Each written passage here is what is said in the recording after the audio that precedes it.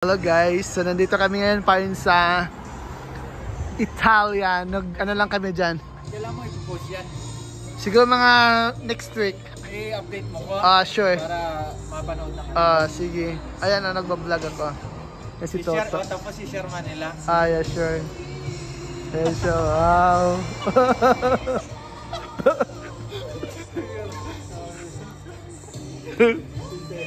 I see you. Yeah, it's my general manager, Pamela. Yeah, so we are here and still in Italy.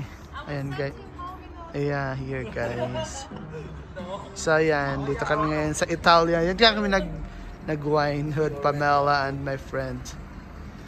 That's there.